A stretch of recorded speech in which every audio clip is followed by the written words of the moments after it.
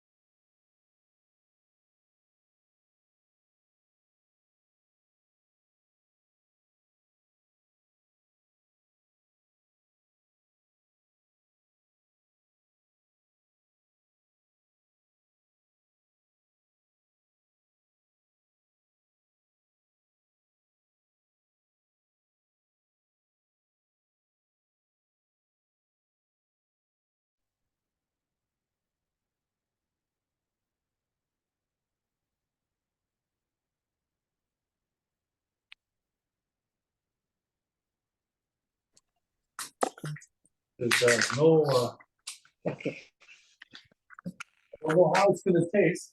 I can't hear.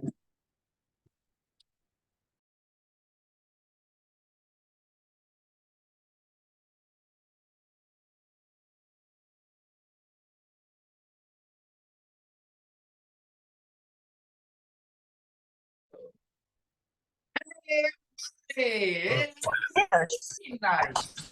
Welcome to Chef Night. Chef, thank you for joining us. Absolutely, always a pleasure. Now tonight is kind of interesting. Oh, Jesus. We've never made soup. George just cut my Here's foot off. the This thing doesn't work in fundamentals of place cooking. anymore. So I always wanted to Wonderful. teach Lock this my- piece cut of my the foot off. class. We're gonna do it in a very, very delicious manner because we're gonna add bacon to our soup. Oh, I That's love bacon. Everyone loves bacon. Oh, bacon's so good.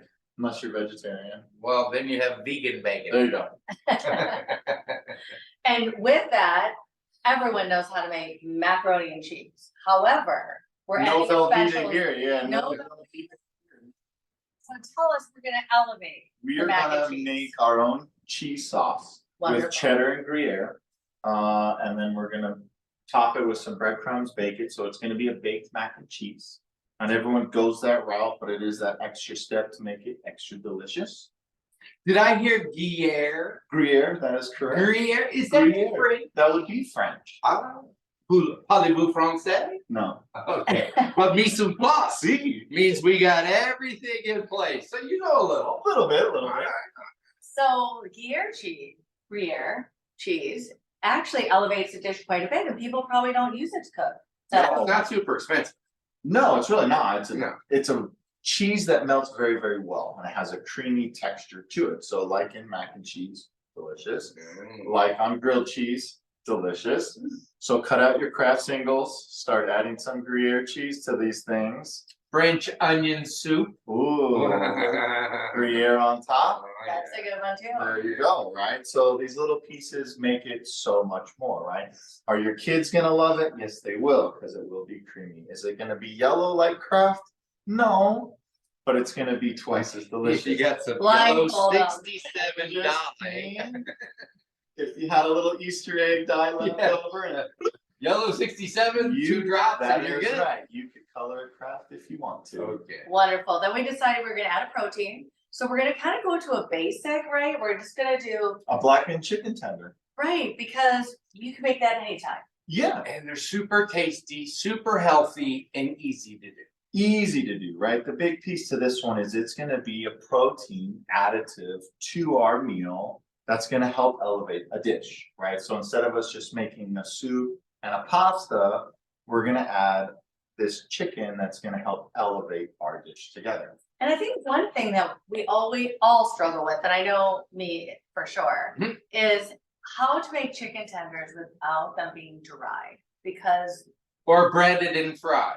right, Right, so, exactly, right, you want it to be juicy, tender, and turn out, have flavor. Absolutely, right? So marinate's key. Don't be afraid to over season. A lot of people like to under season, right? So when we blacken, we're gonna pack in the flavor. We're gonna do a quick fry. We'll finish in the oven like we normally do. We learned with our pan sear Sear, high chicken sear. breast. That's right. We're gonna cook really quick and fast on a high heat, finish into an oven so we can allow the juices to flow freely into the entire flesh of the meat. And then allow that rest time, right? So cook time is a big piece to not having dry chicken tenders. So I feel like tonight we're elevating very simple, basic dishes to a new level. Absolutely. Yeah, and now recently, chef, I've been doing buttermilk for my chicken. I actually put the chicken in the buttermilk for a whole day. I'm not really sure why, but shout out to Tom Lacker. Happy birthday, buddy. He taught me that trick. Yeah, so What am I actually doing?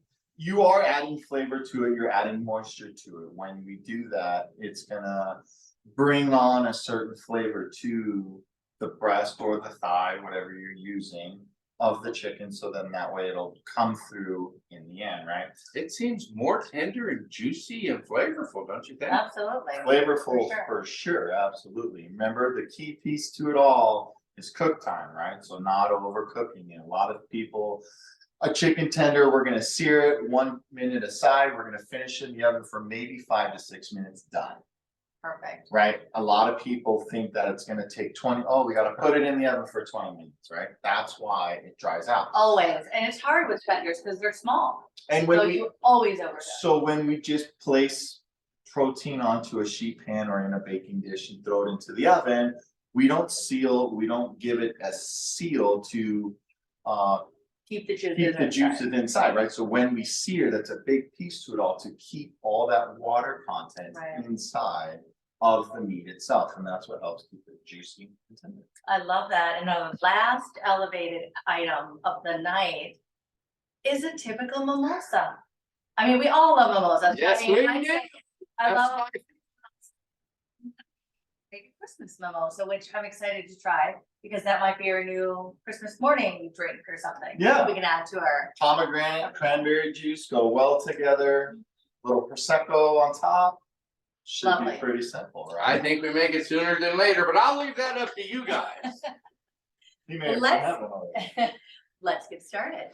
All right, mise en place, What do we everyone, have? bear with us, it's gonna be quick and it's gonna be fast today.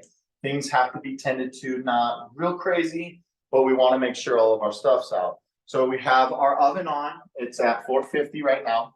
Turn it on. That's just getting it up and going, I got it a little late, we wanna bring it up to temperature as fast as we can. I have a pot of water on, it is hot and almost ready.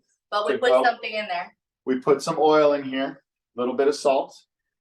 The reason we put oil in there is to attract any dirt on the pasta. So any dirt that the pasta still has on it after it's gone through the process, the oil then attracts that to it. So that way we have clean pasta.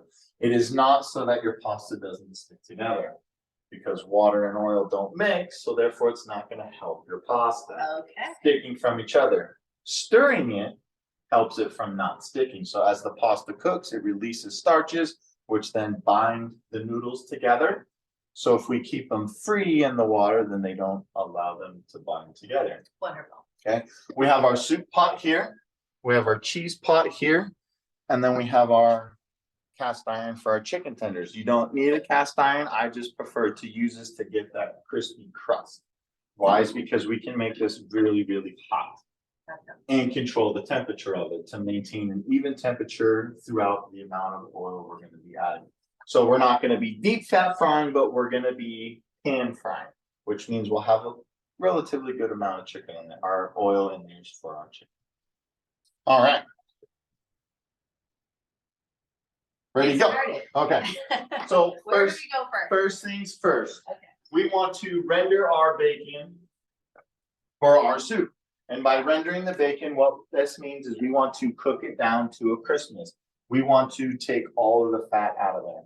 What I've done is I've taken our strips of bacon and I cut them into chunks, and they're about 1 inch apart. The reason being is I want to have good sized bacon bits when we're all done. You can cut them smaller, you can cut them bigger, all depends on what you would like to have in your soup. So you sliced them while they were in the container and just sliced it that way, and now we're just pulling them apart. I just pulled the whole sliced slab out and then just cut it down into pieces and just throwing them in here. Great. Just breaking them up slightly so that way they can start crisping on their own. And the reason we're going to do this is so that way we can have crispy bacon bits for the top of our soup to go into the soup and to get all that bacon love. Kitchen gold, we call it. Absolutely. Kitchen gold. I Kitchen love gold it. is bacon fat. So we have our pot on, it's nice and hot. Just breaking up these pieces of bacon in here, so then that way they're not just putting clumps in there. If you put this clump in here, it's not gonna cook, it's not gonna be able to render the pieces individually is what we're looking for. So then that way we have bacon bits and not big old bacon clumps.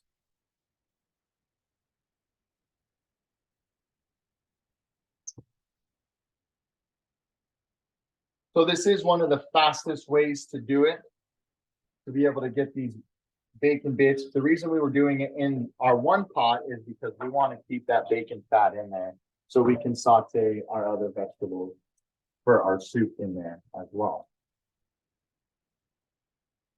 Capture all the flavor. I know, I guess I always think about if I was gonna put all that bacon in there, then I'd have a lot of grease. And we'll assess that when we're done, right? So as we render it out, we're only gonna need to keep so much of it, but we save the rest of it, Got it. because that is kitchen gold. It is. I like sometimes a little less kitchen gold, you know what I mean? But I understand. Yes, we are not following a Paula Deen recipe, so we're leaving out all the butter. Spoon in here. There's some down by where you have to do. One more. Or there's a big one in there. All we're gonna do is just make sure that we're stirring this around. We're rendering it down. We'll take a little bit I of like the way time. that you kind of just pick it apart before it goes in, because it really separated them much easier to cook like that. Right, so then that way they'll stay. Otherwise, we'd be in here. That's what I would be It doing. would be mashing. So all I did was just separate it. So Yeah, as it hits the pan, it can start cooking and Separating forming itself. itself. Exactly. I hope I'm not the only one that makes those mistakes. All right, we're gonna turn the heat down on this side just so it's not blasting. We're gonna let that render down for a minute. While that's doing its thing, we're gonna come over here. We're gonna peel our sweet potatoes. I've already done those. These are actually yams. You know the difference between a yam and a sweet potato? Enlighten me. The color. I was gonna say the color, but I thought that was a dumb answer. So the yam is orange and a sweet potato is more yellow. Yeah. Right? Are they the same? Sort of. Do they have the same flavor? Kind of. Similar. I know, that's Right. why I always wonder, what is the real difference? A yam than is gonna color. be heartier than a sweet potato. It means it's gonna take more time for this to cook than a sweet potato. Oh, okay. A sweet potato has a softer, texture. The flesh of the sweet potato is a softer texture than the yam. This is more fibers, more It's so hearty. funny because whenever you think of a sweet potato, you think orange. I mean. Right I do, away, right Like away. instantly. And so when you said it's the opposite. it's And a that's world apart. because we were training that this This is what a sweet I know. potato is, because when you say sweet potato casserole, this is what you're Yeah, you're getting, thinking orange. right? And you really don't see sweet potatoes in the market a whole lot. Mm-mm. No, so they're good, try them. Do they taste different slightly? They're not as sugary. So there's less sugar in the sweet potato than in the yam. There's more in here. This is the vegetable candy, as I call it, because there's so much sugar in there, because this caramelizes very, very well. Good. Very delicious. So what I've done is I peeled and I made a medium dice on this guy. Made them as similar as I can. So I've taken my whole yam or sweet potato, I've cut it in half, and then I've then cut it again on both sides so that way now I can have a relatively square dice when I go Right. to make a dice. The reason we want this is for cook time. We wanted these to be able to cook in the same amount of time. Got it. At the end of the day, it's all gonna get a puree on it, so the smaller, the faster it'll cook, right?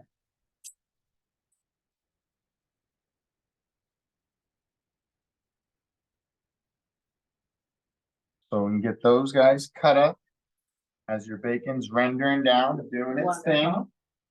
I want to make sure that we just give this a stir, and you see it's just working away at it.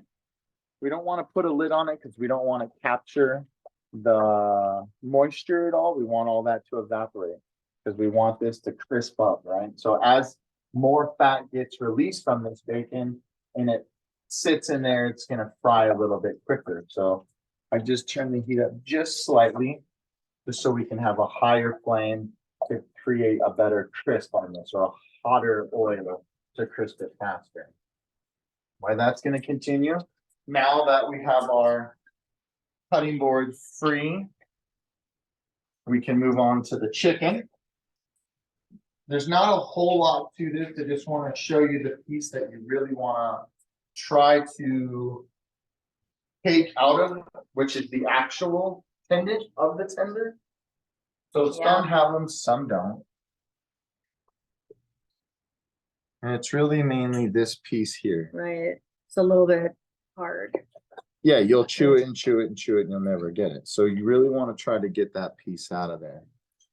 Like that one's a little bigger. Yeah, and this one's more so of like the fat line. You'll see if you go to cut into it, where that is at and how deep Thick it it is. goes. Yep. So you want to try to take that guy out Because if you're without gonna have juicy, tender chicken, you don't wanna be- bite into a you, piece of the. you don't want to chewable. be gnawing on this. That's right. So that's the big piece of that. We want to check our, Bacon. And what's the goal here? Crispy on the outside? we want it to be fairly crisp. Okay. So as you can see.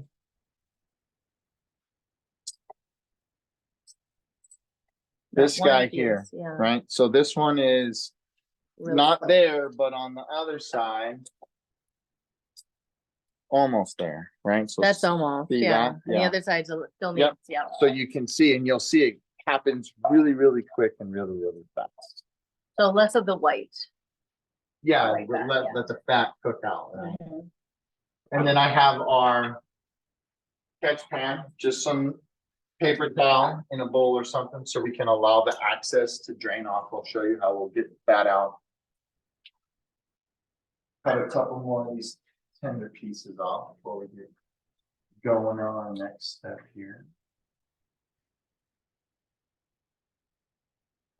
So you can tell, like, see this one? Absolutely. See how much bigger that one is compared to the other ones were, right? So you just want to carefully try to cut that piece off. Right.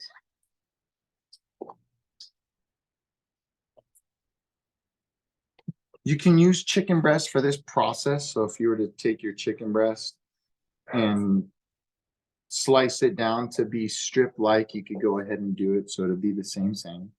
The difference of the two is this will hold its texture and it will hold its sear better because of this is the outside. Once we start breaking it apart like this, then you run the risks of your chicken strips being a little tougher because we've already broken apart the tissue, the muscle. That's always the challenge. I know that when we cook chicken breast, that we were talking about earlier, that they're not as tender. So that's what we're gonna try to accomplish tonight with even a thinner piece of chicken, which is great. That's gonna be tender and have the juices still in it. So I'm Correct. excited to see that, because it is hard to do. Usually we like bone-in chicken for that reason. Because of that reason. So see, this guy is just about ready. See how we're consistent here? Almost super crisp. Remember, it's gonna continue to crisp as we pull it out. How delicious. That looks so great to have in your soup. Yeah, and they're Really good. meaty pieces is what we're looking Right, for. they're not just Little a tiny little- bacon bits. like when you get it at a restaurant. I Right. feel like you would have put that piece of bacon, you don't even know. You don't even know, right? And that's the thing about it. Absolutely. All right, so now let's pull that out.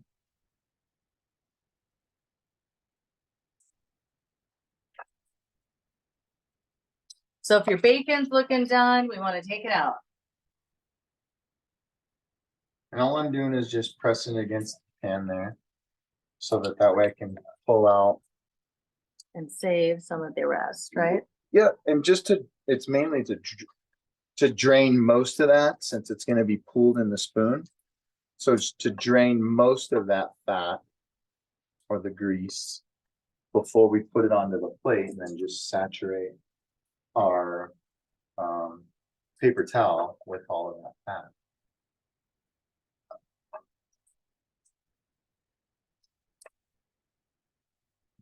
So now we got that out. So we're gonna set this aside. That's gonna cool, it's gonna crisp up more. Then we are going to turn our heat down.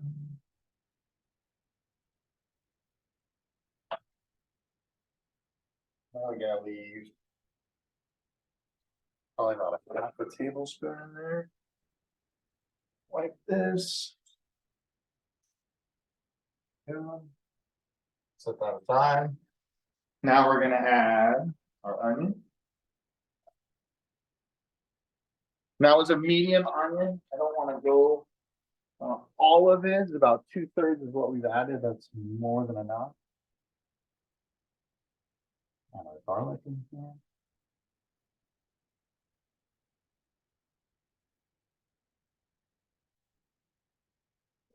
Yep. Just gonna saute that there. We're just gonna cook this down until those onions start to get translucent a little bit. We're not on super high heat because we're not trying to saute as fast as possible. We're at just like a medium low. So then that way it can saute, right? But it'll allow it to not burn the garlic. So we're cooking those onions down to like a translucent, an opaque look to it, and then not burning the garlic. If we have it on super hot, the chances of us burning that garlic are high. We want to make sure we don't run that risk. Hey, chef, Yes, can you use a yellow onion instead of red? you can use a yellow onion instead of red. Preferably when cooking, you would want to use a yellow onion. It's the onion preferred for cooking. I wanted to use red in this to get a different flavor profile. Onion is a little bit sweeter, so it is going to add that to the soup that we're making.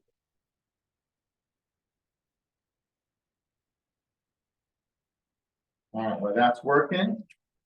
We're going to, this is our blackened seasoning. Okay. So all dry ingredients in our recipe, we blended together. Mix it up. Here we go. If you don't want to open up all 17 things to make that, our friends over at Spiceology make a black magic seasoning. It has everything you need in it right here. There's several different blackening spice blends that are out there. Try, play with them. Be careful because just read the ingredients that are in them, and it's hard to taste it in the store. A lot of them are high in salt. So Good to you know. want to know about that. Like Right. anything that says Creole on it, chances are there's a lot of salt in there. Got So it. not only regular, but celery salt as well. So that adds salt. Yep. Good to know. So that's working. So what we're gonna do is we're gonna take a little bit of oil. And for this, we're gonna make a wet rub. A wet rub is gonna be dry spices and a little bit of liquid. And when I say a little bit of liquid, I mean a little bit of liquid. For the amount of chicken tenders we're gonna use. So I got. That's just maybe, vegetable oil? maybe 2 tablespoons. Yep, canola oil works just fine. Okay. Olive oil if you want to, either one's not gonna matter. I'm just using the same oil that we're gonna be pan frying our chicken tenders in. I'm gonna put a little bit here. And then what I do is I just mix it up and make like a paste. Try to get all the clumps out of there. Right.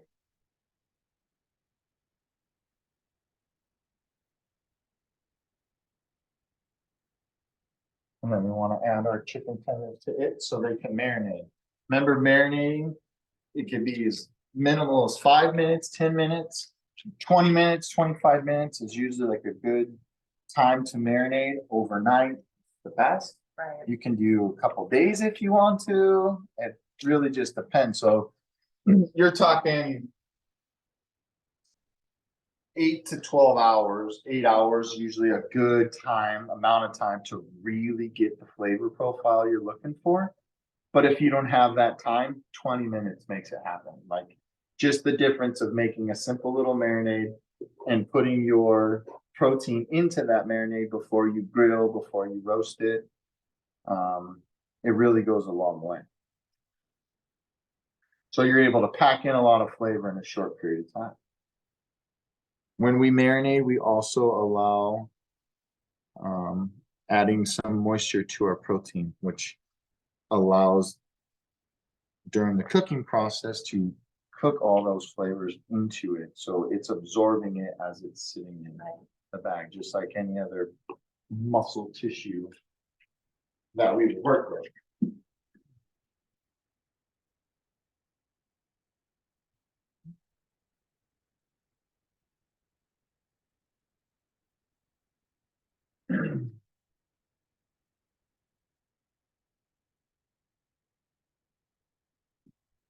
All right.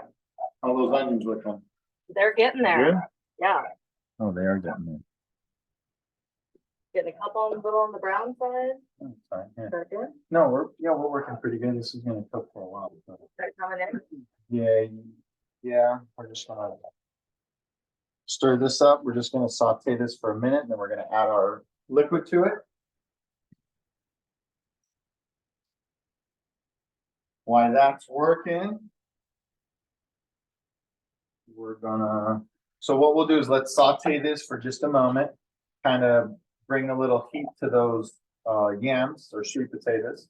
So that way when we add our moisture to our chicken stock to it, we'll be one step ahead of it.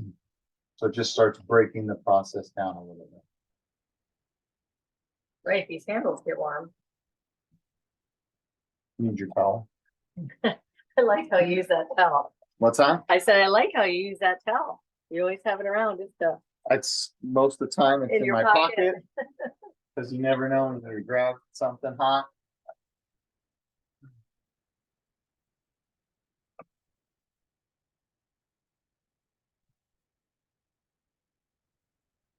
So with that thing working, we're gonna get our pot here. This is gonna be for our cheese sauce. Ooh, What we're gonna do is we're gonna add our butter. We're gonna make brown butter. Have you ever made brown butter before? didn't we make it, something here, but maybe not.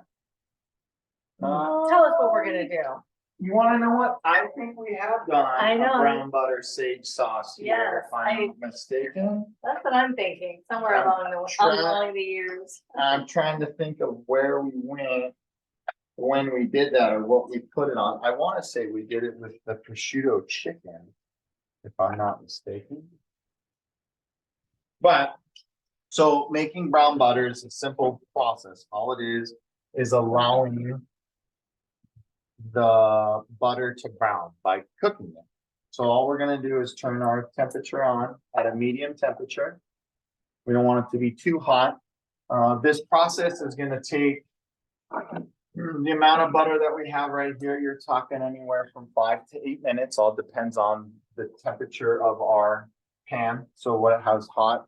We don't want it to be too hot because we don't want it to burn. What'll happen is it's gonna turn brown and then it's gonna burn. So the process is a really, really quick process that we wanna make sure that we're aware of when it turns brown. So it'll be the yellowish, and then it'll be real bubbly for a while. And then the second that the milk solids start to caramelize, that's when the butter will turn brown and adds a nuttiness to the butter. So once you'll smell it, you will see it. And then that's when we'll make our roux and then finish the rest of our sauce. Right here, we can get our stock going into that for you, Beth.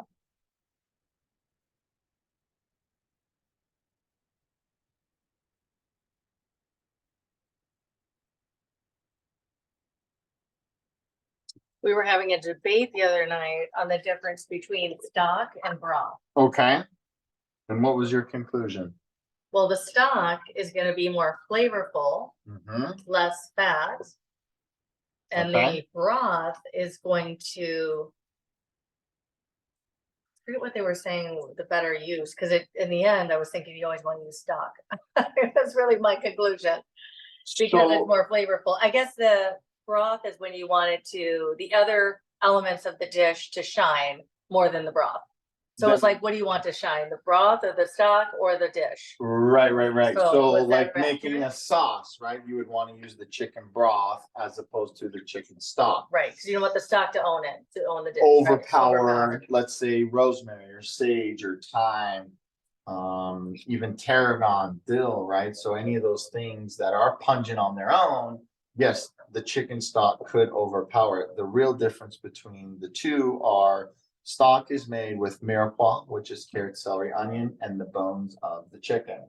That's right, Broth the other is- difference was bone. That's just, the broth is basically the jus from when you cook chicken. Right, and not the bones. Right, with no Yeah, bones. You're correct. right, that was a big difference. So what happens is you extract the marrow from the bones, and that's where a lot of your love comes from.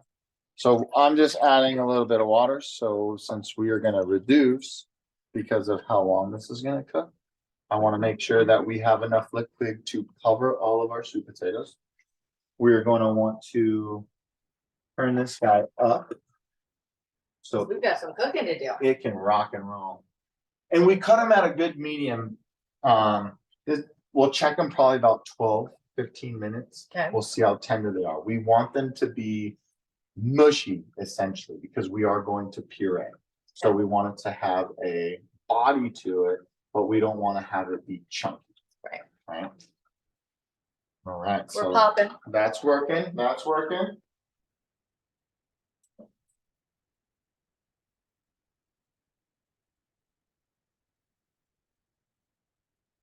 So you see this process in here, when we do this brown butter. So if we were to be making clarified butter, we'd be skimming off. We'd turn our heat down and it wouldn't be boiling like this. It would just have this low heat to it. And we would continue to take off all the way, all this Yep. fat. We do that if we're Contents. having lobster. Yep, yeah, because you want the clear butter. You do not want to have any milk solids inside of that when you're having your lobster or crab, right? So this process is one that, like I said, it's finicky, right? You got to see it as soon as it turns light brown, and then it'll be dark brown in no time. So we want to make sure that we're on top of that. So when we see it get to there, we got to cut the heat off because it will continue to brown because it is going to continue to cook a little bit, right? Until it's cooling down more. So that process is fast. I just made this sauce just a couple nights ago for my wife. We did the brown butter sage sauce. At Costco right now, they have the roasted butternut squash and mascarpone raviolis. Mix those two together. With the brown. Or the sage brown sauce. butter sage sauce, delicious. So when you would, what you would do, same process, you would make our brown butter. As soon as the butter browns, we want to pull it off the heat. And then you take fresh sage and you add it to it. You want to add it a little bits at a time so that way it doesn't overflows, because we're adding a leaf that has a lot of water in it into hot fat, which once you add the water to the hot fat, right, it extracts the water very, very quickly, can overflow your pan, start a fire in no time. You don't want to do that. So you just want to add, so you can already see, if you'll get in there, Mr. Cameraman, how it is already starting to get really light brown, right? And this process does happen real quickly. Oh, it's turning already. I mean, just watching it.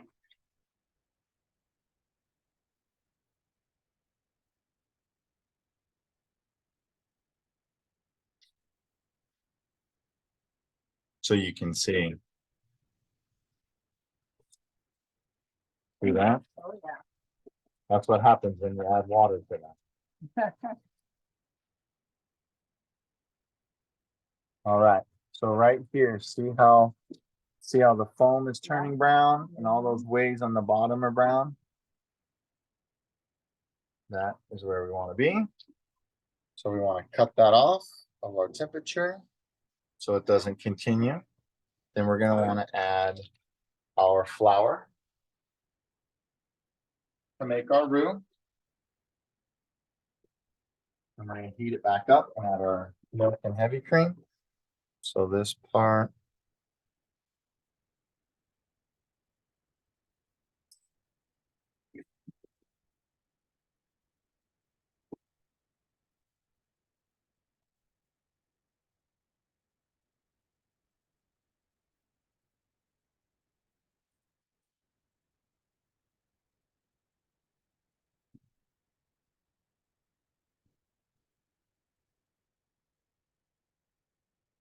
So when we're making our roux, we don't want it to be too thick or too thin.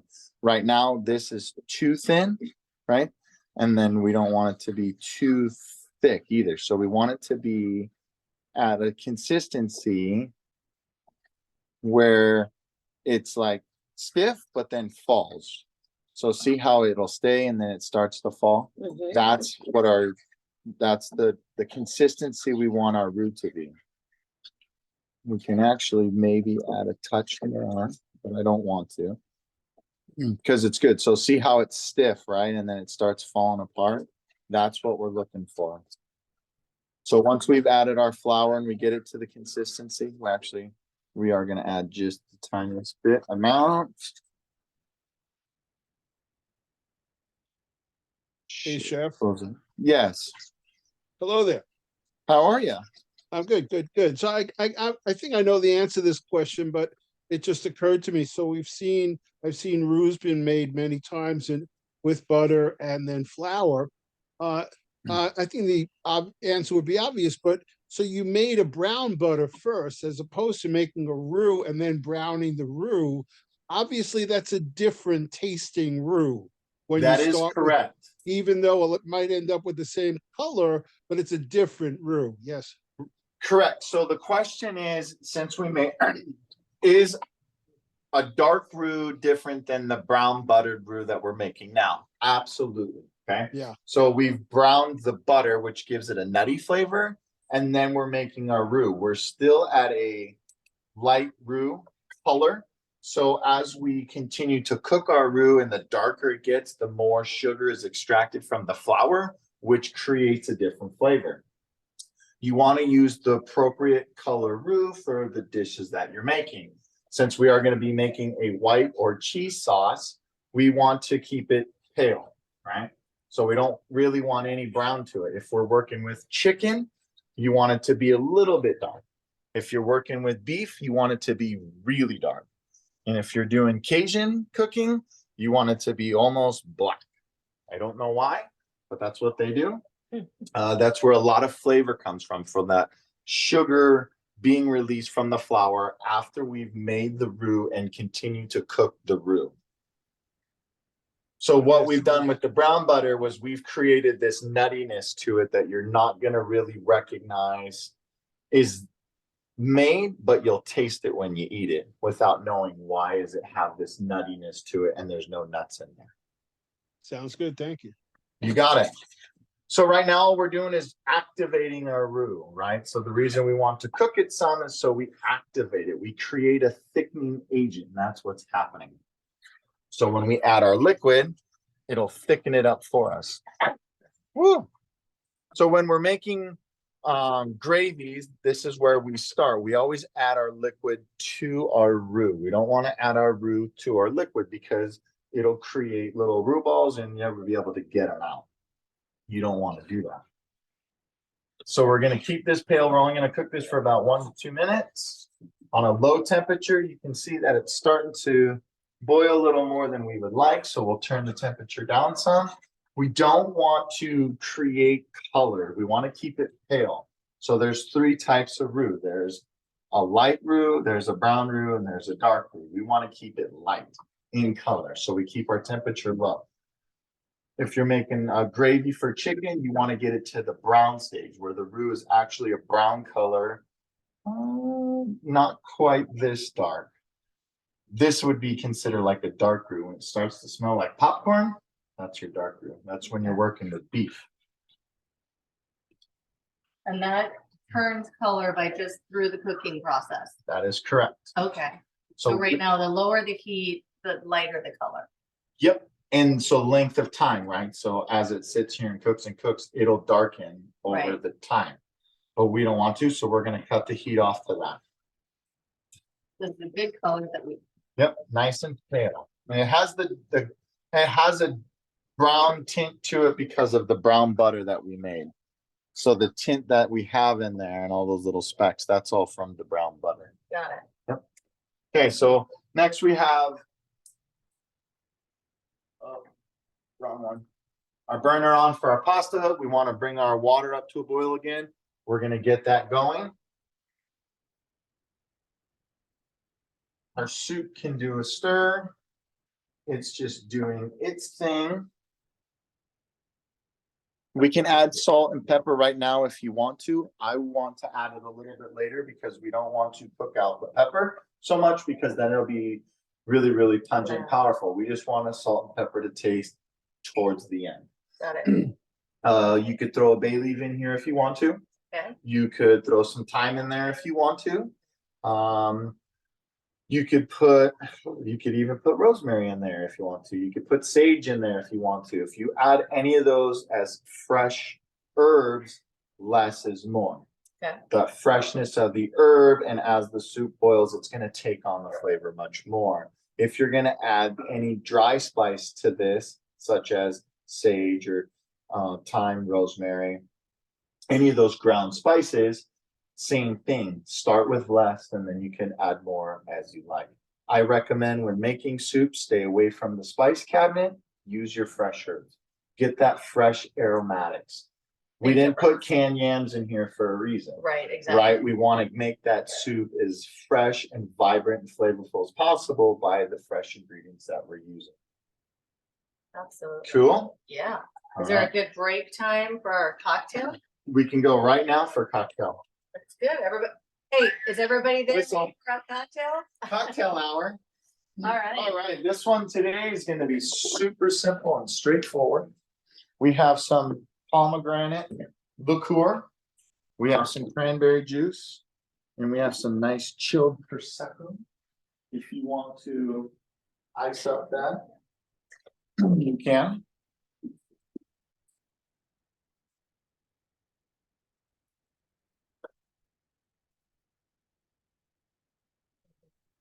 Perfect. Mhm.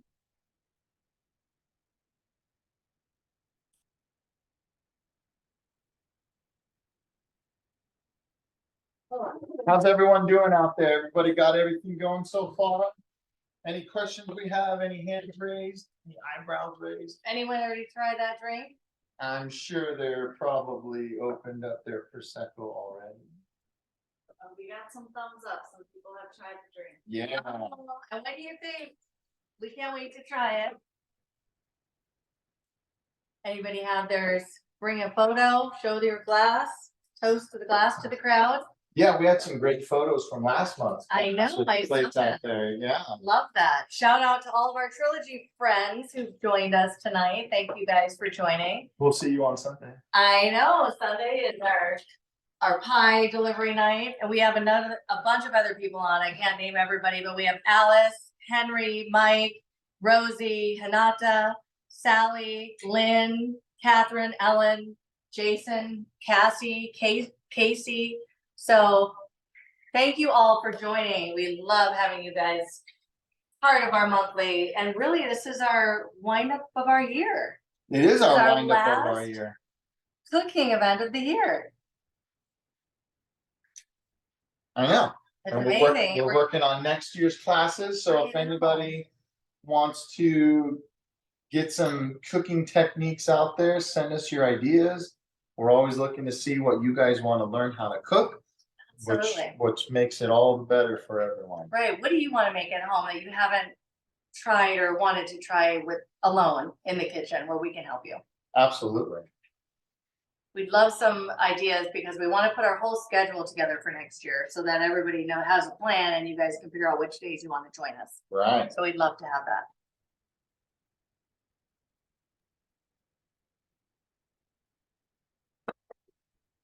You put on some wonderful sessions. Thank you very much. No, thank you for joining.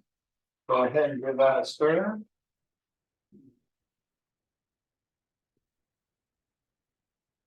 Very looking Christmassy.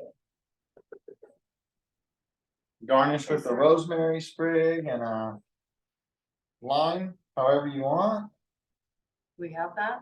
I got a lime right here. Okay, let's throw lime on there. Steve, you want to try one? We know you're good, but you want to try one?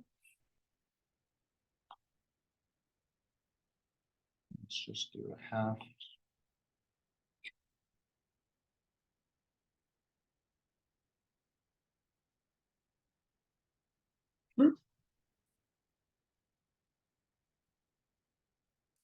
There you go. All right. Looks good. Cheers. Cheers, everyone.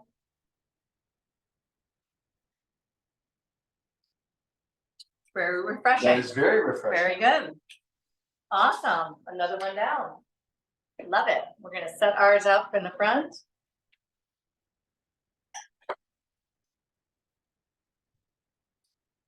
All right, now we got our cheese out. Okay.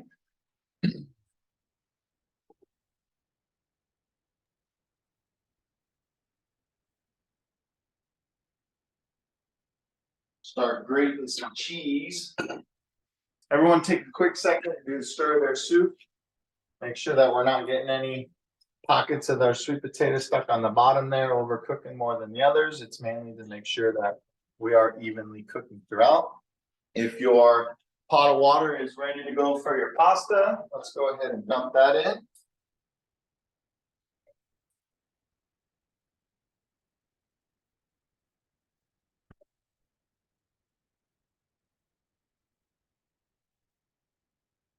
And then once that's in, remember, we want to give this a stir. Give it a good stir.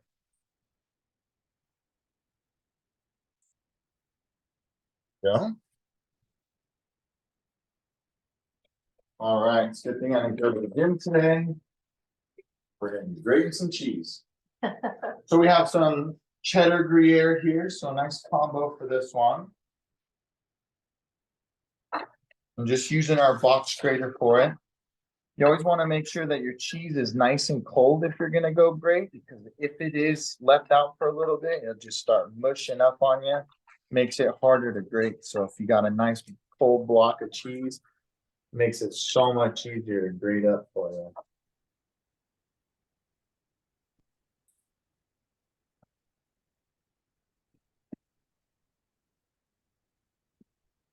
Yes, if it's too soft of cheese or at room temperature, it's much harder to grate.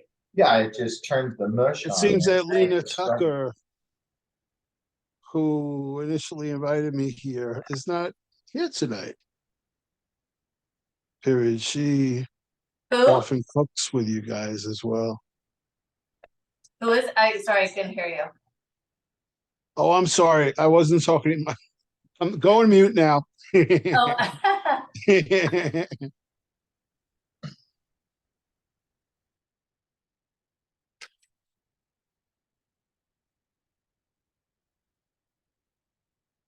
Chef, what's some of your favorite things to use in mac and cheese? So Gruyere is one of my favorites to use in mac and cheese. Gouda is another one. If you guys don't know, it's all feta with feta, but it's Gouda is the best one, I think. Adds a nice smokiness to it. Goes well with jalapenos, green chilies. It And- does have a smokiness to it. That's why it's interesting that you would put it in this, but it's just a different flavor. Yeah, if that's what you're looking for, I like it because it is creamy and it does add that smokiness to it. So like I said, when you pair it with chipotle or jalapenos or something, it just pairs so well together. We got a little bit more. I know we're looking for 4 cups of cheese. So. Are there any good alternatives to heavy cream? You can use straight milk if you want. The difference is the heavy cream kind of adds a fattiness to it, so it makes it richer. If you want, you could do just straight milk. You can sneak some chicken broth in there if you want to add a little flavor.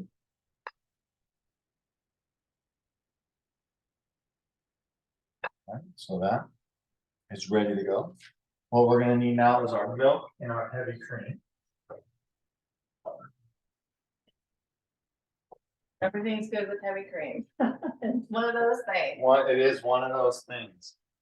Let's give our pasta a stir. So as I was saying, if you don't get this a stir, You're gonna have clumpiness. it's gonna be hard as a rock. So you want to make sure you do just periodically poke your spoon in there and break up those noodles.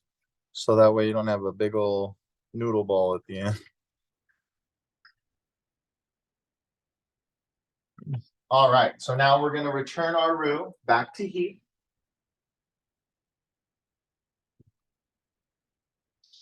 The rule about roux is you don't want to add cold liquid to it, but we're not going to heat up our liquid at all just because we don't need to. The Right. process is we'll slowly add it so that way it heats up on its own quickly. As Right. opposed to if we just dump it all in here, then we're whisking and whisking and whisking and whisking, and then it has to come to temperature before it starts to thicken up, right? Got it. So once we got this guy on and working, we're gonna add our milk first.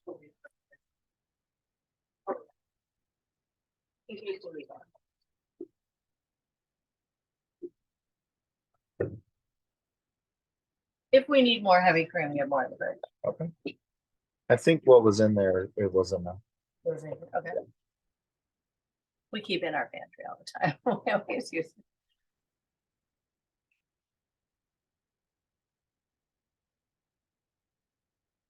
And again, it's entering slowly. You don't want to dump it in. Yeah, and what we really want to do is we want to get a whisk out. Not what it does. The reason we want a whisk is so that way we can keep the roux balls from occurring. Right. So you see, once I switched to the whisk, we were able to Get 'em thin all out. Yep, we were able to thin out that roux and break them up. So there is That a way there's difference no in utensils. It makes a clumping. big difference. Yep.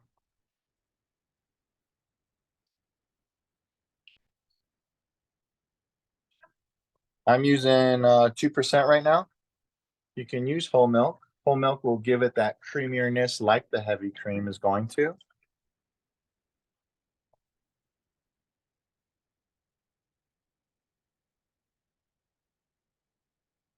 Any other questions out there? We haven't been asking that too much tonight. We've just been working. Any other questions? Anybody have any questions, observations? How is your roux turning out? So I think everybody's busy stirring. I'm sure of it.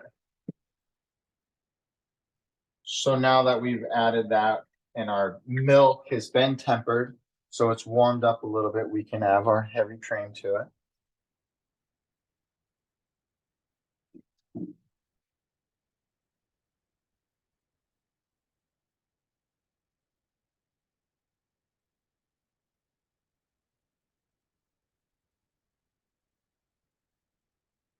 That was about right.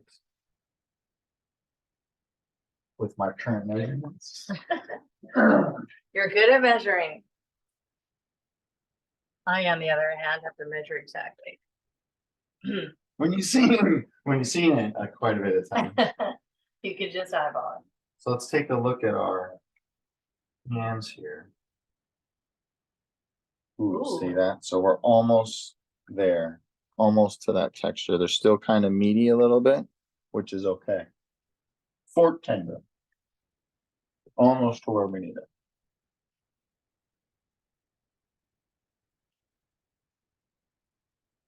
Getting lots of compliments on our mimosa. Oh, awesome. I thought it was very good, very refreshing.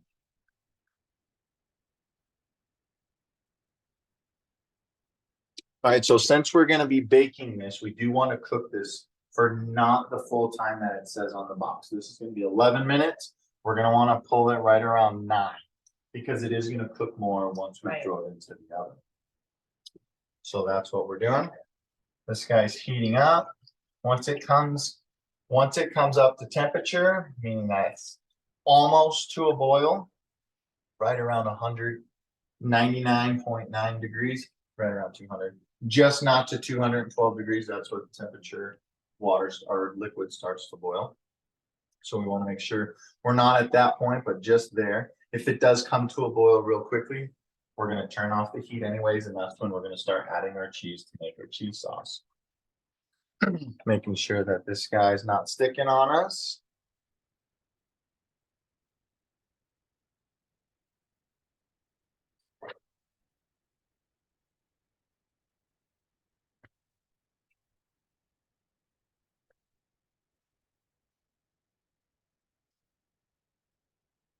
So we want to make sure we're stirring all the way in the corners of this because that roux is going to thicken up on where the flame's coming from mostly.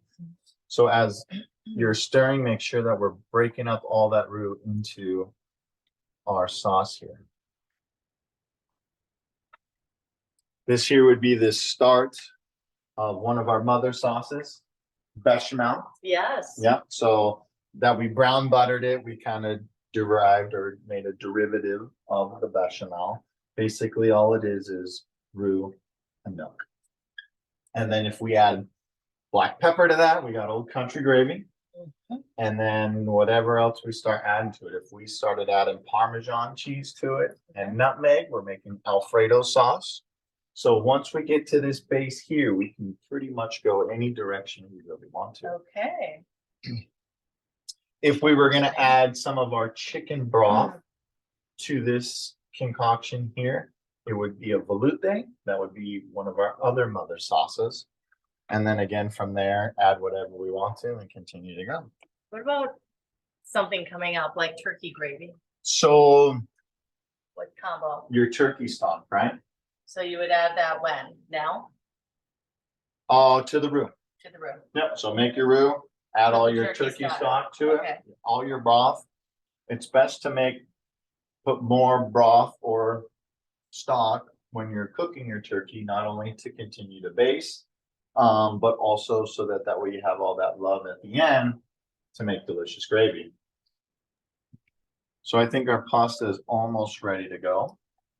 Do you need a dish to put it around here? Well, we're ready for drain and we're Oh, put it in here. ready Got for it. that. So see, as we're here on the edges, I want you to stir, Beth, so you can see. Stir slowly so you can feel how thick Right. that the sauce is becoming, right? Yes, especially along the edges. and Along the bottom. edges, right? So that's why we want to continue and keep that stir going. Right, because you don't want it to get all coated on around it. Right. We don't want it to become this lump of gravy, so to speak. Right. If you were to make can a feel it. turkey gravy, that would have been, you would have not put the milk in, right? Right. Correct. You would have added Okay, that sure. turkey jus or that Sure. broth. Before the milk. Right. So the Well, brown it- butter, Yeah, Brown. without milk at all. yes. Yeah. Though it might be interesting, a cream gravy, a cream turkey gravy might be interesting if it's spiced right. Yeah, it would be a creamy turkey gravy. I could live with that. Yeah. So our pasta's done here. Do a quick strain.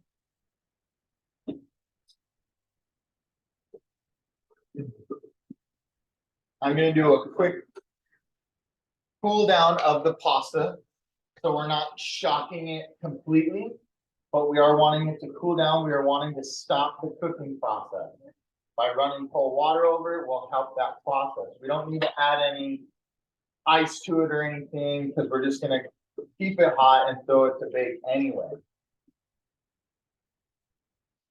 And the reason that we pulled it out before it was quite al dente is because we don't want it to turn to mush when we add it to our baking dish and go from there. All right, I think we are ready to cut that off.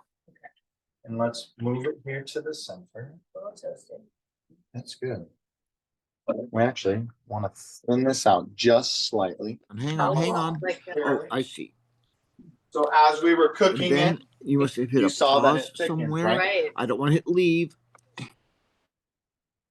So we're gonna do is thin this out because we're gonna add another thickening agent to it, which will be the cheese. So we want it to be not quite that texture. Right. It almost looks like a buttermilk chicken gravy or something. Yeah, like old country gravy for a chicken Exactly. fried steak, right? Let's add a I'm little sorry, more. Hans. Okay, I can't help you then. I don't know. We got a question out there?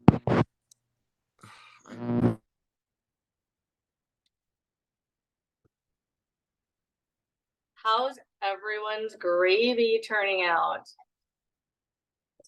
So see our texture now? Not gravy, I should See how say much our looser pasta sauce. that our Looks like a gravy. texture of it, right? See how much thinner that we made that? A lot thinner. That's what we Because we're wanted. to. prepping for Our cheese. cheese to come in. So we did pull it off of the heat. Still using the whisk?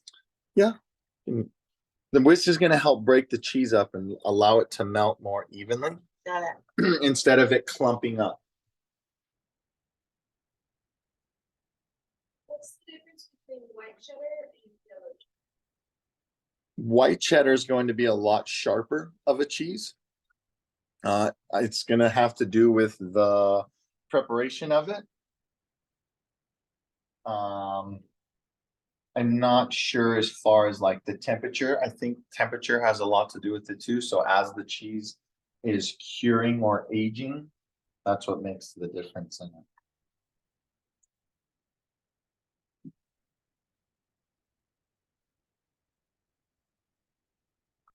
I wanna Hey, do Chef, that in reference really- to the Gruyere cheese being used tonight, would you Yep, say the- that, would you say that Gouda and Edam would be very, very similar and interchangeable to Gruyere? Absolutely. The Gruyere is going to be a little more creamier as opposed to the Gouda will be a little harder like the cheddar. But as far as the getting that creamy texture that you're looking for and that creaminess and the flavor is really what we're trying to accomplish.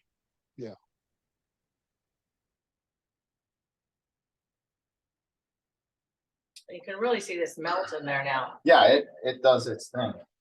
So we'll whisk it, incorporating some air. We're really trying to keep the clumpy gooiness out. It's still pretty gooey, right? But you see how we have a smooth cheese sauce. That's what we want. We don't want any clumps in there. Let's go ahead and add the rest.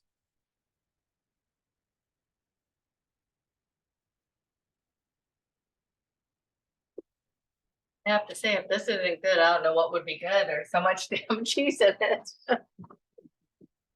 This sauce looks amazing. Right, and just because it's not yellow doesn't mean it's not good. Right, exactly. So you can see is when you add the cheese and you whisk it in, Right. the whisk really helps spread the cheese throughout to melt better. If we were just to use the spoon, it would take so much more time and the cheese would clump up. So in order to refrain from doing that, do some more stirring. And a quicker whisk, with adding the air in it. I mean, you could see that that makes a difference. Yeah, it's blending it so much Right. better and making that smooth consistency of what we're looking for. All right, all Yes. right. With 5 cups of that yellow cheese, how come it's not more yellow? Just because of the milk and the cream that Amount of we've milk. used. Yep. It was a great amount of milk, as opposed to many other similar mac and cheese sauces. Right. So most of the mac and cheese sauces probably have color added to it because as you see, making cheese sauce with cheddar doesn't turn it very orange, right? Right. So making the bechamel and adding the cheese to it, it really cuts out that orange appeal that's in most of the mac and cheese sauces you see around, right? Right. That's color seasoning. So next, we need to add some butter to a bowl. We need to get 1/4 of a cup. So I gotta get some more here.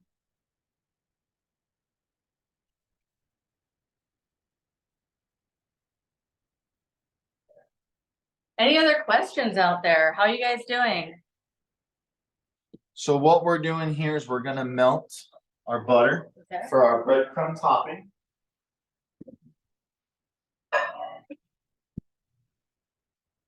We're gonna do in 30-second increments. You could do a little bit longer if you wanted to by cutting down the power of your microwave to 50%. Will really help. I got a nice clean bowl here because we're gonna mix our mac and our noodles with our cheese sauce in here first Before we put it in the baking dish. before we put it into our baking dish, correct?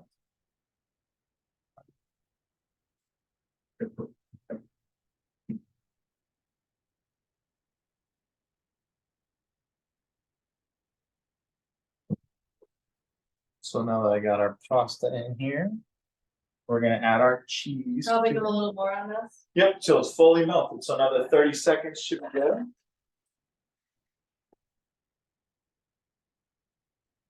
See how smooth that texture is? No graininess, that's what we're trying to achieve is no graininess.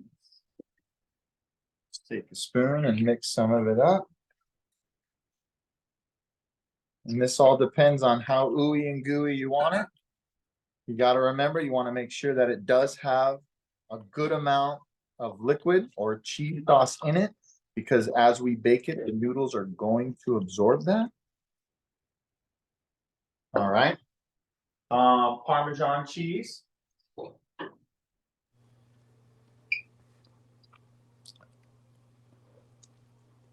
We have fresh and not so fresh. Yeah, let's dump, you could do that whole thing. The whole thing? Yep. Okay. In Into our, into there, here. yep. Oh, that's our This for is gonna be our breadcrumb. breadcrumb.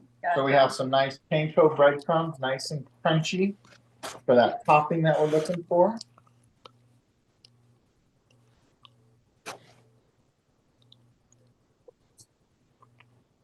Jeff, what's the difference between panko No. and regular? So the difference between panko red breadcrumbs and regular breadcrumbs is the size of the breadcrumb itself. So the size of a panko breadcrumb is gonna be a lot bigger, like this shredded cheese, as opposed to regular breadcrumbs are gonna be fine, like this cheese. The bread is different as well. So it's a Japanese style to do panko. And then regular breadcrumbs or Italian breadcrumbs is just Italian seasoning with your normal breadcrumbs. Make it a slightly different flavor. So this right here looks absolutely delicious. Wonderful. For what we're going for, you could plate it up and serve it like this if you want. I only have a slight amount of cheese left, and since we're throwing it into the oven, why not just add it all? Why not just add extra cheese? Pan spray for this guy. Oh, gosh.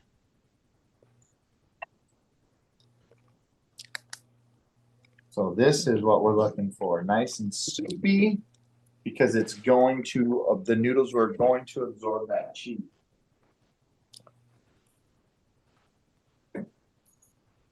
We are just going to add some salt and pepper to our breadcrumbs. Not a whole lot, but just to flavor them slightly. You could add all sorts of topping flavors as well if you wanted to at this point. If you wanted to get crazy enough and go ahead and add some black magic to it, feel free, be my guest. We're great. Ready to roll. Get some. What was that black magic? This black magic is the Spiceology Cajun blackening seasoning. All of their seasonings are amazing. They have really Absolutely. good, they have really great seasoning. They do have really good. Our favorite is the honey habanero. Yes, that is That a is good like one. an all-time favorite. Wow, Wow, that looks great. Give me just a tiny bit more breadcrumb. Right behind the scene. The Gruyere. Everyone. Who's that? A little bit more, a little more, a little more, a little more, right there. And all we do is just add some more so we could soak up some of that butter. As you can see, all the breadcrumbs are coated with the butter, you can see. So all we did was just take that Yeah. extra butter that was in the bottom there. So now we have that. That looks really good. We're going to add our mac and cheese.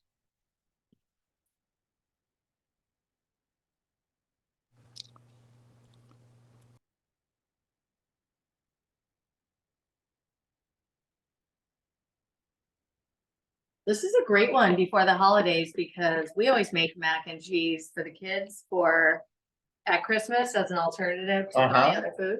Yeah, and Looks like it this would is be a kind great of, like we're always talking about getting the kids involved right. in the kitchen. This is a great way to do it, and letting them have their take in it and do what they would like to with it, so.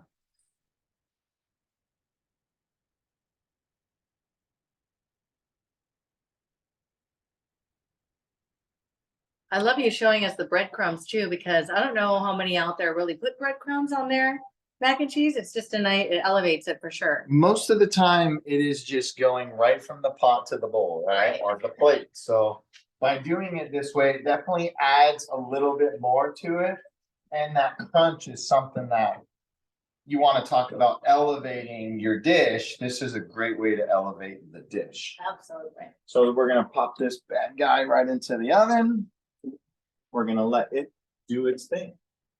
We're gonna check this. Spoon.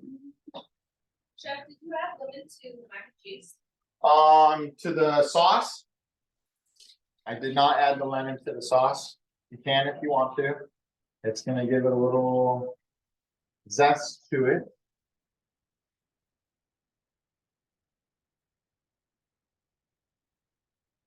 You want to be careful with adding or when you add lemon juice to cream sauces because you can break the cream, separate it, and that's the last thing you want to do. So you want to add it first and foremost and not add too much.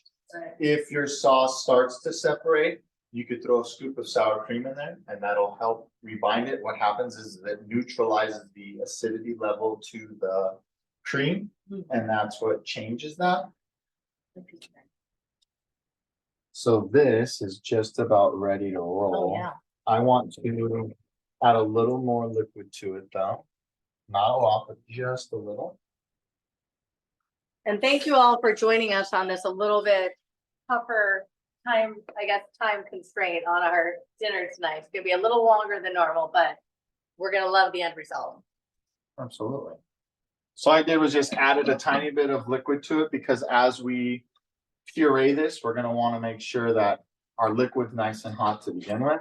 But so that way it's not just a puree of sweet potatoes or yams. We wanna make sure that there is a viscosity, that has body to it, that it's liquid, like it's soup consistency, right? And it's not just pureed vegetables, and that's one of the things that we want to be aware of as we're doing it.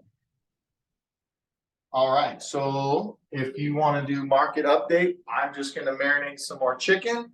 We'll be ready to fry, Perfect. and then So we're gonna get Steve over here. We're gonna do our market update. Come on over, Steve. All right, any other questions while you guys are cooking and we're putting some more chicken on? Any other questions? So, do you want to know what's going on in the market? I'm telling you right now, it's confusing, so I want to give you a little demonstration.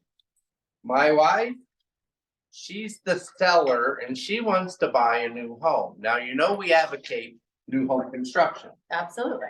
because it's new, it's energy efficient. It'll last 10 times longer than the old resale, which, by the way, you might have to do, if you stay, some remodeling. But here's the deal, you're not going to get quite as much out of your old home, but you're going to make some on the new home. So here's what I say, Beth, I would like to do a deal with you. I'd like to do a game. Okay. Okay? I would like to trade your 20 for my 50. No brainer. Just like that? I won. I have more Okay, money. wait a minute. How much did you make? $30. $30. So that could be $30,000, guys. The market, the new home market, there's still a shortage of new homes, which means they're gonna go up inevitably. The market, last time we hit 09, people said the market will never come back. And I had a lot of people keep their home. They didn't give it away. What was it called? Jingle mail. And they made 3 times the amount of money because they kept their home and built wealth. So now is a good time to have Beth come over and explain what's going on in the market, because everything is local.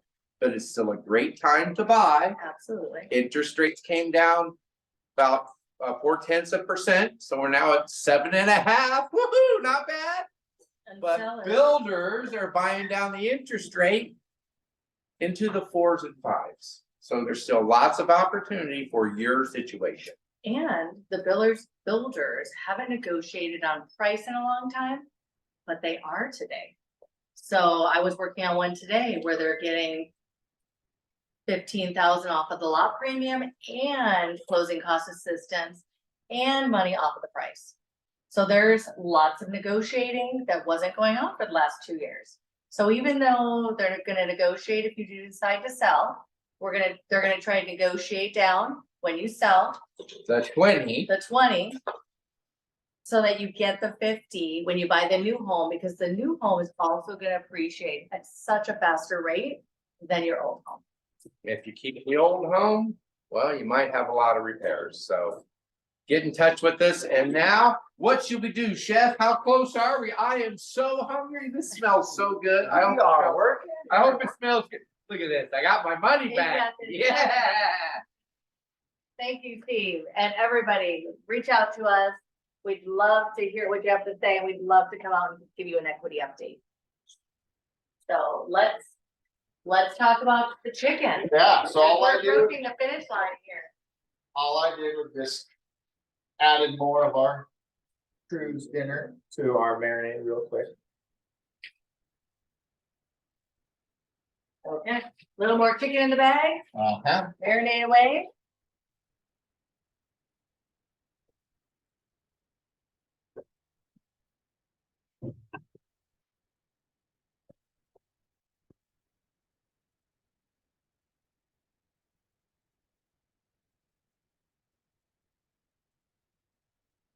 We're gonna use this to add a little more spice so we can really get that blackened appeal to it.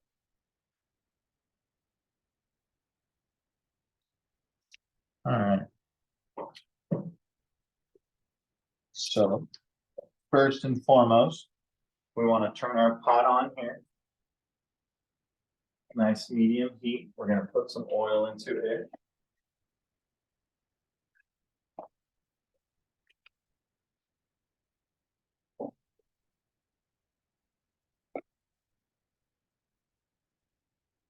About 2 tablespoons is what we're working with there. Want to do a little bit more. Do 1 more tablespoon. Just so we have a nice coating on the bottom there. A little bit to it. You know, I see that you didn't completely remove the inner seal of the bottle of oil. I think that's a great idea to limit the pouring of the oil. I never thought of that. What's that? Yeah, Not taking the seal off the oil. All of the oil. yeah, it's a great idea to control the pouring of the oil, not taking the whole thing off. Yeah, it can help you or not, and it just depends on. As you saw, it kind of helped create like a lid so that way this doesn't pop out all over the place. I'm going to do that from now on. We got our tongs. We have our oil. It's getting nice and hot. We have our chicken. We have our more dry spice. So what we're gonna want to do here. Clean hand, dirty hand. We don't want to get all the chicken in one. We want to make sure we have one hand that stays clean. So what we're gonna do is this chicken that's coming out of the bottom here. Nice tenders, as you can see how heavily coated and seasoning that is. That's what we're looking for. I'm gonna mix the rest of this up with the love. And then all I'm gonna do is do a little bit more there. Use my tongs here. This process will be quick and fast. Yep. Yep. We're good. I'm sure our oil's hot enough there.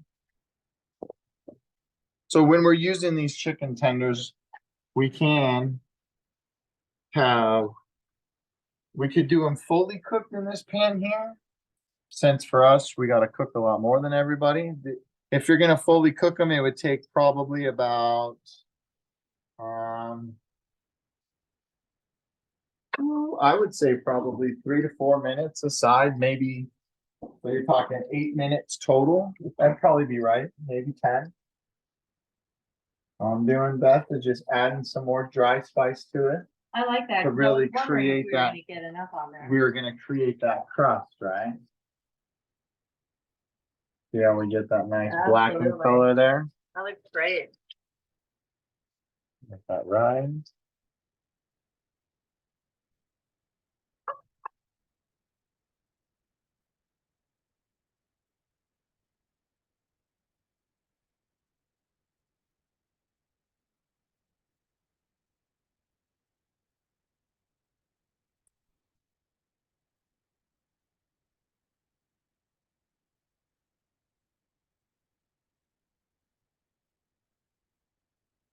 If you don't like it to be, there's a lot of spice, a lot of cayenne, a lot of paprika and blackened seasoning. If you don't want to get it to be super spicy, little trick you can do is you can add a little bit of flour into your dry rub. And what happens is when you go to pan sear, the caramelization of the sugar from the flour will give it that blackened color without adding a lot of heat to it. Oh, interesting.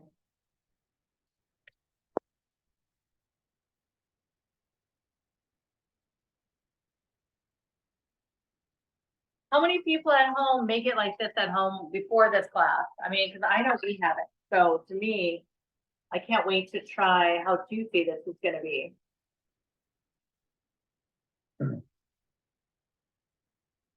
Has anyone out there made it like this before? Chicken tenders are one that people don't really buy, I would say. I think Yeah. it just kind of goes by the wayside and you forget about, this is the The fillet? the filet mignon of the Yes, chicken, right? exactly, it So that's the beauty of it. I think because we've all made it wrong. That it's dry and tough. And, cooking temperature and time, right? Time cooking, that's always a big piece to it all. Absolutely. We've got a mix of yes, they have, and no, that they Cool, have. Good. good. And for those yeses, hopefully we're giving you a few new tips. Yeah. And for those that haven't tried it, I can't wait to try it.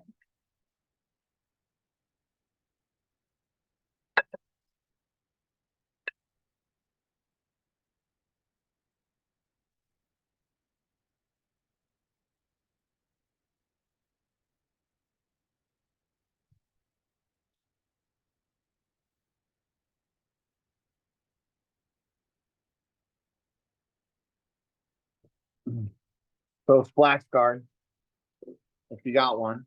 If you're gonna use something like this, make sure that you allow enough Oh, definitely. air to come out, right? We don't wanna trap the moisture in there. We Or wanna if make you have a sure. screen, one of The those screens. screens work the best, Yeah. lays real flat. We've had one in the past. I think they just get used and destroyed. That they They don't last forever. don't last forever, is right.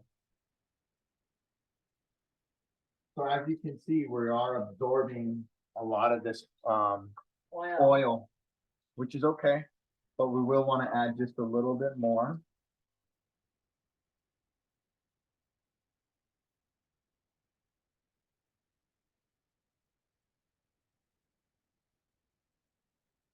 We'll do this fast and then we'll add a little bit more there. Get this guy over the heat so it's in blackened.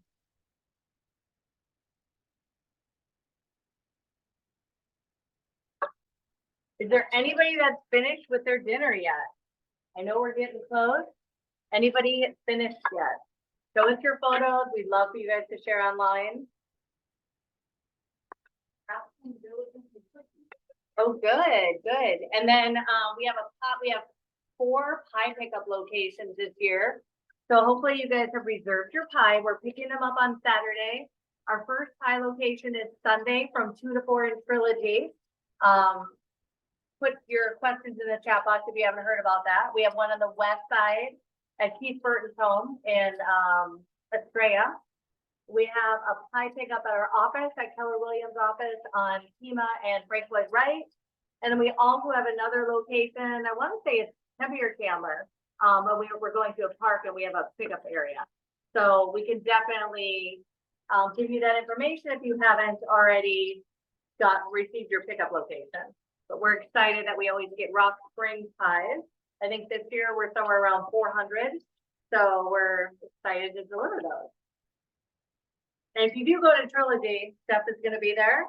We're gonna be doing a little bit of fun That's right. cooking and having some Mexican and margaritas. Some tacos. Come out and get your pies and tacos.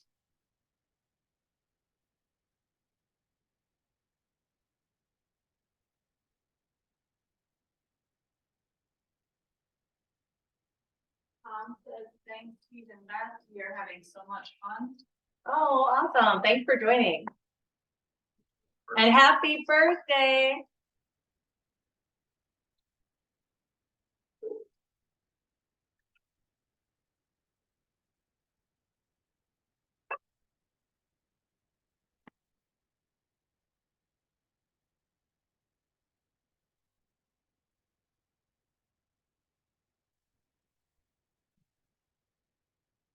You want to take a peek at our mac and cheese Mac and down cheese? there? See how Alright, we're let's doing? see what we're looking like. Oh, that's looking amazing. We've got the browning on the top. Yeah, I say let's that chicken's ready to come out. You just tell it's not bottled. However works best for you. Oh, you want me to do it? I can pull it out.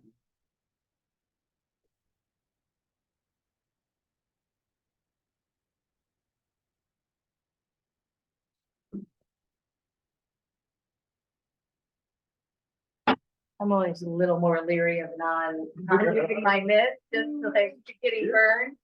I'll give it to the old pro that knows how to use the towel action.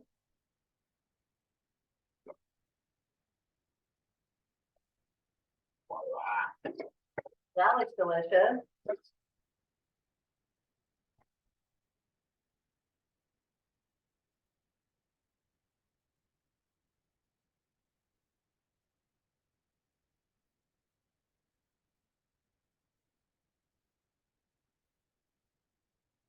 I think those tenderloins could be used in a sandwich. Oh, They could be yeah. used in everything, right? Yeah, they're great for a salad, right? Salad, strips, you can make strips. Mhm. A sandwich, you just gotta be careful because you're gonna lose one, so.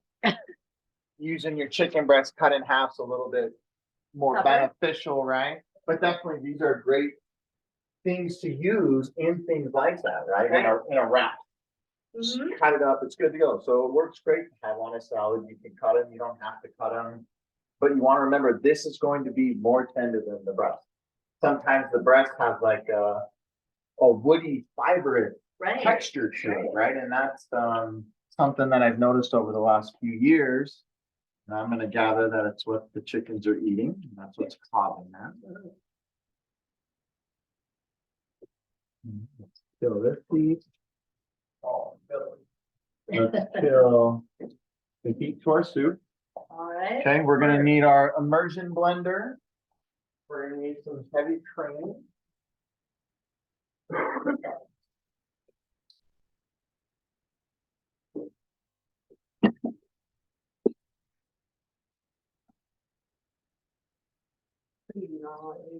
Just that guy, and then we have the other piece.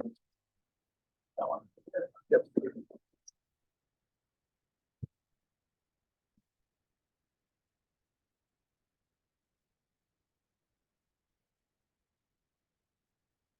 And this specifically, they're all slightly different. You choose this one. The wand. What we call it. It's called the what? The wand. The wand. Yeah, the immersion blender, the wand So attachment. this is a bronze, multiple attachments, and this is the one he chooses for soup. You'll see it breaks everything up. If you were to put this hot liquid into if you were to put this hot liquid into a blender, it would just all over the place. Right, and this you're gonna be able to do it slowly. Correct. So I just put a timer on for our chicken tenders. Those should be good to go. Okay. Let's see if we can.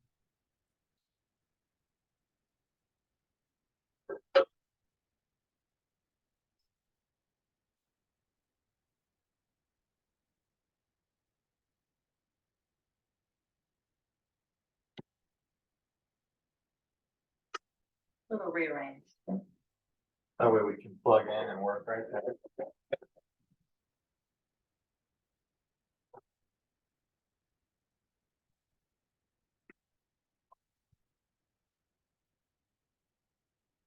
Got our mini train. This guy.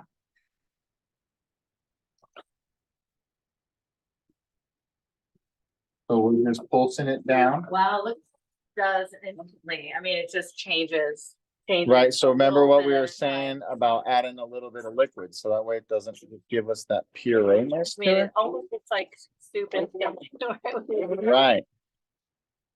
So now that it's at this thick stage like this, we're gonna be able to control the thickness of it without having to add any roux or cornstarch to it.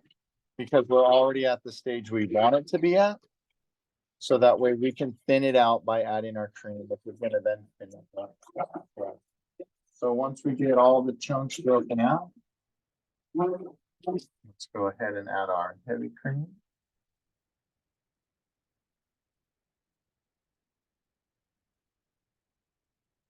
You always want to make sure you give a good shake to these guys. Absolutely, no settling. Yeah.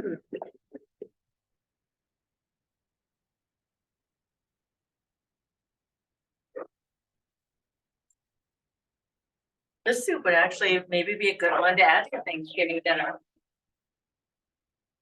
Yeah, something that you wouldn't traditionally see, but also go. "Oh, that's pretty nice, right?" Yeah. That's really good.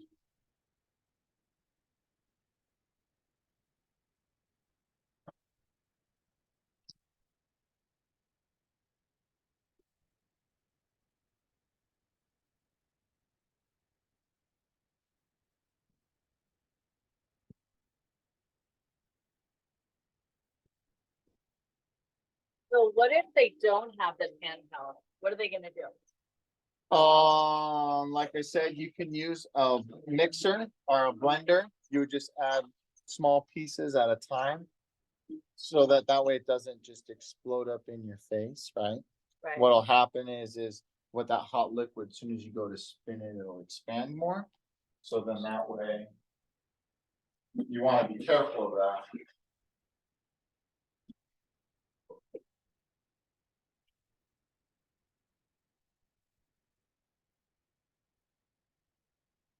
Looks like we lost our gimbal.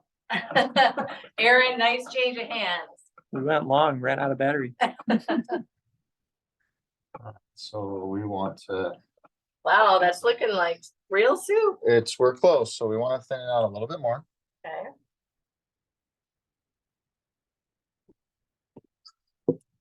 I think the immersion blender we're good on, just because we see if we got any more chunks in there.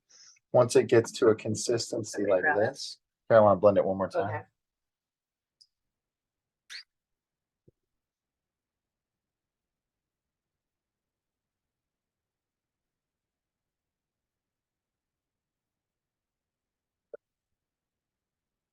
So now you get to judge what you want the consistency of the soup to be. If you want it to be like this, like a true pureed soup, or you want it to be a little thinner, it's all your call, right? So this is definitely nappe, right? Because it's gonna coat the back of that, right? A Right. spoon. And it's all up to your preference. If you want it to be like this, go ahead and you're good to go. If you want it to be thinner, you can go ahead and do that as well. So all just depending on what kind of texture you're looking for. I think that it needs to be a little thinner. It's my personal. I want soup to be soupy, not have so much body to it, right?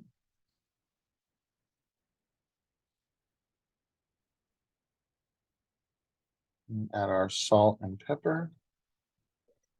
Chicken tenders.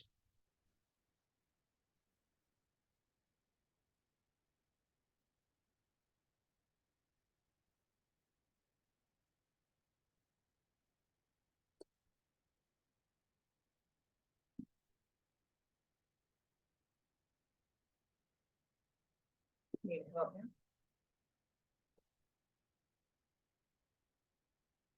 Those are great.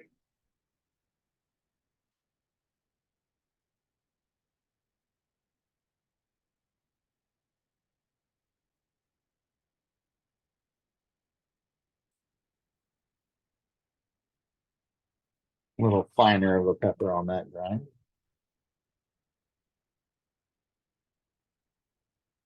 See that consistency there. Oh, yes.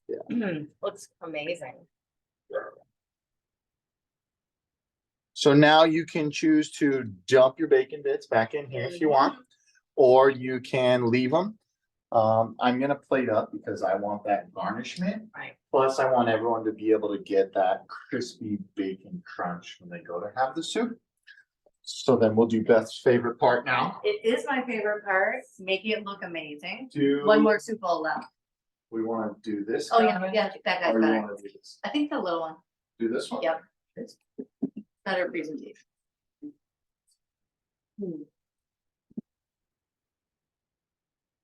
I don't think that. So then we'll need we're gonna get a spoon.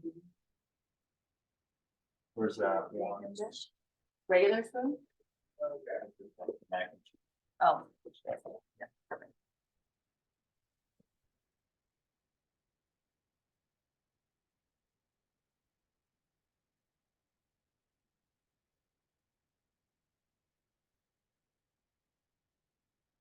Oh, that's perfect size.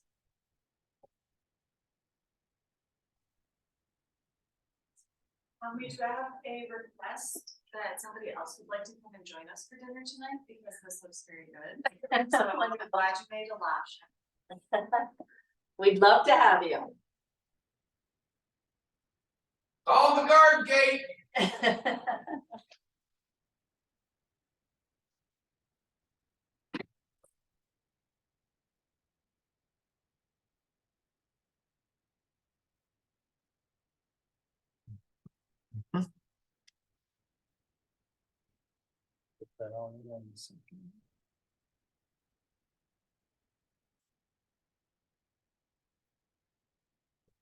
Oh my goodness, look at that. You know, it even crunches on the way in. It's supposed to. It does. It's amazing.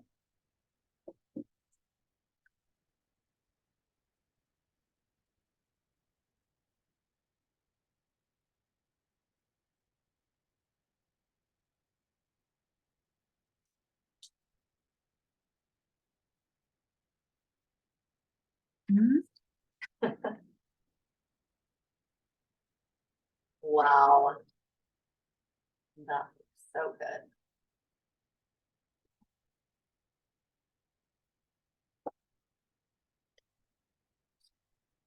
And like that, you have an unorthodox, delicious plate of food right there. Amazing.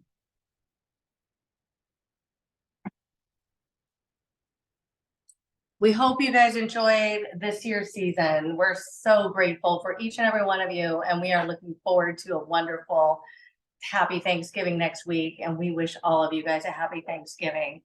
And we're gonna miss you in December. So Merry Christmas, happy holidays to all of you. And we look forward to seeing you all next year. Next year, you gotta put your suggestions in the Put chat the box. menu together. Let's go around. 12 months, 12 countries. Come on. Get some of that. Isn't it creative? It's up to you guys, the audience. That's right. Love you.